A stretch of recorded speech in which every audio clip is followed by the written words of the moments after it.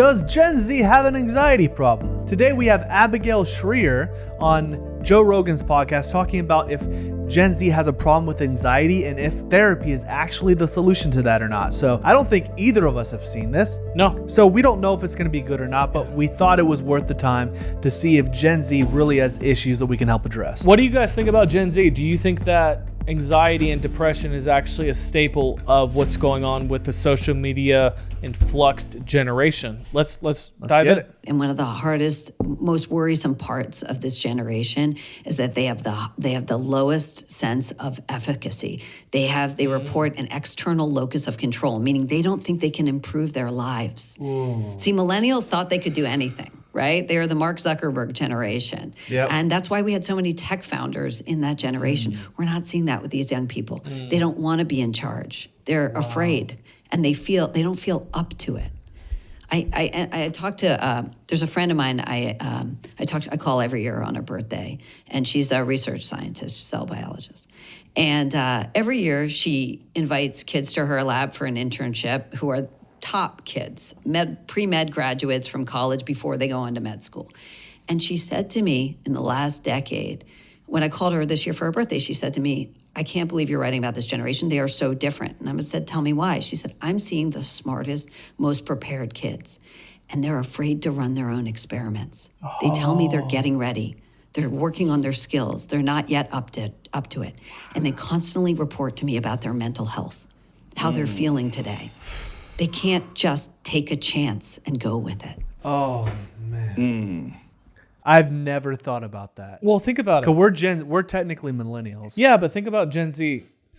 We didn't grow up with a cell phone. We were outside. You're talking about millennials. Yeah, millennials didn't grow up with a cell phone. Think about Gen Z. I got my first phone when I was 14, but it didn't have social media. No, it didn't text. have. Yeah, it didn't have text. It had text, right? That was like we had to pay for long distance. 10 cents a text. Do you remember that? Yeah, it was crazy. Gosh. But imagine being a kid nowadays that you okay, this is a beautiful quote. One guy said, I grew up wanting to be the influencer that everybody watched. Now Gen Z is growing up watching the influencer that they want to be. Wow. Think about that. The very influencer that you wanted to be as a kid, fireman, you wanted to be like the greatest celebrity, the artist, the singer-songwriter. You wanted to be that person. Gen Z is now wanting to watch that person on social media. I think I partly know why the generations are so different. I'm 32, just turned 32, so I'm a kind of younger millennial, but I'm millennial. When I grew up, there was a very specific path to get to success of what was taught. Yeah. It was you studied your education, you went to college, you got a 4-year degree, and then you were pretty much guaranteed to have some level of financial success, even if it's very simple. But now with Gen Z, there's all this opportunity, but there's not a lot of mentors teaching people how to get there. There's not a lot of fathers. There's a lot of fluff. You see people online doing everything you want to do, but now people are afraid. The gurus. She says. Yeah, she said that kids are afraid to go after what they want because they're not taught a path to get there. They see the dream. They see not only the dream, but they see the influencers that already have it, and they're like, I don't know if I can get there. Yeah. So let's see what she has to say about that. It's weird because as a parent, like you want to hear kids out, and when they're having like some sort of anxiety and issue, you want to talk with them and you want to talk through it. Sure. You don't want to tell them, hey, you're gonna have to suck it up. I never say that, and I probably should. I mean, I don't know if I should say it, but I mean, if I had boys, I probably would. Yeah, I think I would probably treat them differently, but I think that there's a fine line. Like, where is the point of diminishing returns? Like, where is it valuable to address feelings and anxiety and thoughts? And is it irresponsible to do so without giving them tools to mitigate those things? And along with those tools, to explain to them that there's things that they're going to have to do in this life that are very difficult, but that there's a great reward in doing these very difficult things. So the problem, as I see it, is not that you're not saying suck it up. It's that no one ever says suck it up, no matter how minor the scratch to these kids. Okay? And sometimes being told you'll live Remember when Dad used to say, "You'll live," or "Shake it off." We never hear "shake it off" anymore. No one says it. So they don't know they can overcome even minor injuries. And the truth is, they can. Come on. They can. Come on. But they recently did these studies on these, coping techniques. They taught coping techniques to teenagers, over 1,000 teenagers in Australia. It was called the Wise Teens Program. They talked to, that was the point. It was just to help them with emotional regulation. And it turned out it made kids sadder and more anxious. They measured this. And the reason was regularly ruminating on your bad feelings can make you feel worse. Pause that. Okay, so I can give a personal experience from this. It's very easy to go inward instead of outward. What I mean inward is you're so self-reflective that you're not actually functional. Yeah. Being functional means that, yes, I have problems and I have things that I'm dealing with, but being able to be functional in a society that's always going to throw curveballs at you as a man, specifically for this channel, women, I can't speak on your behalf because women are more emotional than men, but as a man, you have to be functional. You have to do things that are hard. No matter what people tell you, you have to get up out of bed and do the hard things, or else you will fail in society. You will not be the best man that you can be. And that is the absolute necessity that she's talking about. I cannot be introspective about my life all the time. If I'm always looking inward and saying, what's wrong with me? I'm going to dig out How do I feel today? How do I feel today? All these things, all these issues inside of me. There's nothing wrong with going to a counselor and getting some therapy and working through some issues. But if that is the essence of your existence, then you are a slave to your feelings instead of a victor to your outward experience. This is the most coddled generation in my lifetime. What do you think makes this generation coddled? Is that it's all about making sure people feel loved instead of pushing them to where they need to be. Yeah. Come on. That's in good. Our house, I was pushed to be better. Yeah. There's times I wish I was even now pushed harder. I'm looking back at it and I'm thinking, man, if I was told that I couldn't quit something, because we give now the younger generation all these options that you can be whatever you want to be. And often when you give someone an option of just do whatever you want to do and we're going to love you through everything. There's no boundaries. There's no boundaries and they don't know what actually to do. Yeah. And now, even in this generation, if you spank your kid, they can actually sue you in a lot of states. Wow. You know why? Because, and they call it parental abuse. But because there's no boundaries. You now as a kid have all this power. But the problem is when you have that power, society teaches you that you are the one in charge. And then when you don't actually learn anything of value and you're not going after something, you're not pushed to get to that point, then you just fall behind. And as a father, you knew from your past experience with your parents that with great power comes great responsibility. Even if they weren't the best parents in the world, every parent, from what I personally seen as a single man, goes through ups and downs of parenting.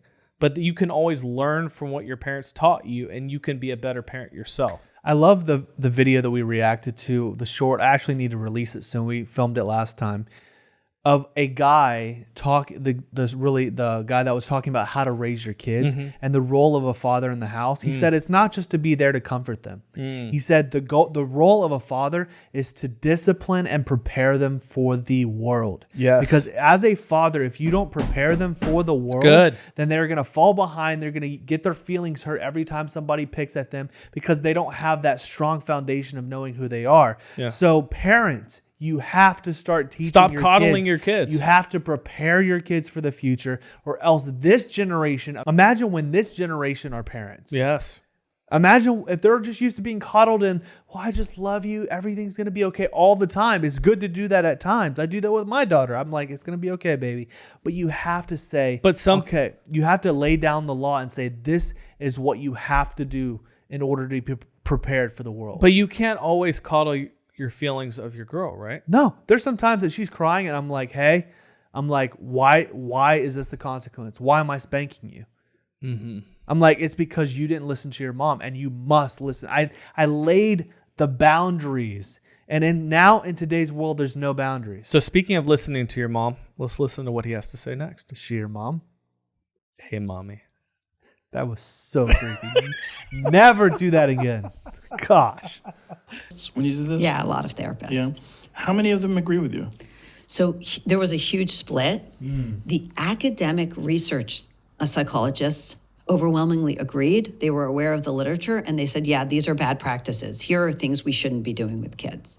What was interesting is a lot of the clinical therapists were either minimized the risks of therapy or denied that there were any. Wow. But isn't that like Jiffy Lube? Like when you tell them, you don't need to change your oil that much. Well, it's their business to change oil. Right, exactly.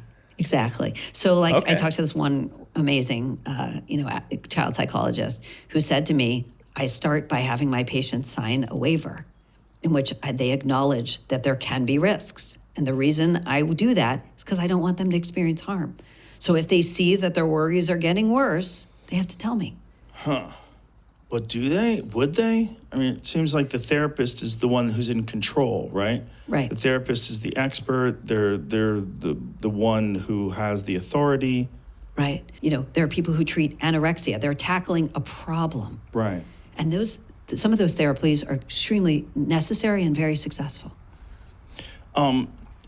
When this person that you were just describing, if they get someone that comes to them that doesn't have a real problem, do they turn them away? Well, you can ask, but very often the therapists don't turn them away. That's the problem. They make Right. money. Too many therapists. I mean, I saw, I think back to the first book, and I would ask, did anyone have a therapist who said, you know what, I don't think the trans identity fits you? Right. That doesn't seem to make sense to me. In almost no cases did the therapist stop a girl from going down that road. No, you don't have gender dysphoria. Listen, it's mostly little boys. Okay, it's overwhelmingly little boys. Starts with little boys, and you see it in men. It's overwhelmingly male phenomenon, and it always starts ages 2 to 4. So you discovering this at age 12, let me tell you something, with your friends, it's so unlikely, we don't even need to go there. They never said that. Well, I think they get scared of the blowback as well. Yeah, right? sure. And what they would hear from their parents. You're telling my child they don't have a problem when they have a problem. I never considered that thinking about your problems all the time and talking about your problems all the time literally make the problems grow. That's right. I mean, it's the number one symptom of depression is what they call rumination, this pathological obsessing over your pain. Yeah. That's why stuff like exercise, that's one of the reasons, aside from chemical reasons, one of the reasons that doing anything, that running errands is good for your mental health, getting out of your house and accomplishing anything There you go, women. is good for you. But sitting around talking and thinking about your problems, that's a bad habit. And the best cognitive behavioral therapists and others, the dialectical behavioral therapists, the ones who do really well with depression, the first thing they do is try to break that bad pattern. But a lot of therapists just indulge it. Wow. Therapy does have a place when it comes to absolute trauma, especially with children. There's some children that their parent was abusive at a very young age. There needs to be certain counseling to know how to deal with that trauma. Yeah.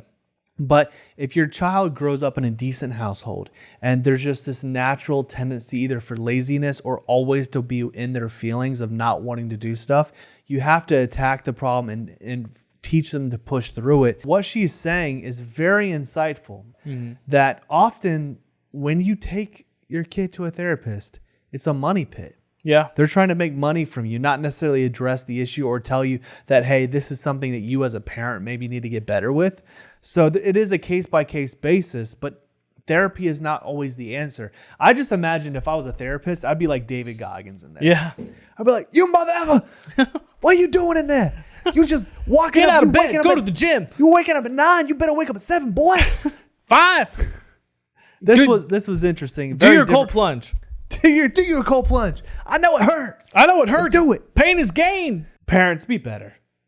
I mean, that's the ultimate goal. You are still their parent. You are, yes, I consider myself a friend of my child, but that is not my first responsibility in their life. My first responsibility is to train them for the real world. Yes. And they will thank me for it. Because if I don't, the world is going to hit them hard. And then every time that they feel some negative emotion, they're going to dwell on it instead of thinking, how can I change that and actually tackle that?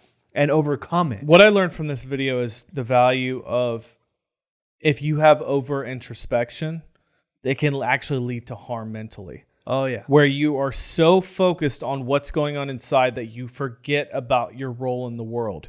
I am never going to be a slave to my feelings. Yep. My feelings matter, which a lot of people don't teach, especially the red pill space. They don't teach about your feelings matter. It's just push them down, be a man, and do the hard things regardless. No, your feelings actually matter, but your feelings can't be you can't be a slave to them. Well, yeah, if your feelings didn't matter, then you're going to have a horrible marriage. Yeah. Because if you can't relate to your wife on an emotional level as well, you're never going to have real intimacy. There has to be a balance. So we love you guys. Hopefully you learned something from this video. It's very different from what we normally do, but we felt like this was necessary because men becoming strong will show in how we treat our kids, how we raise our kids, because they are the next generation.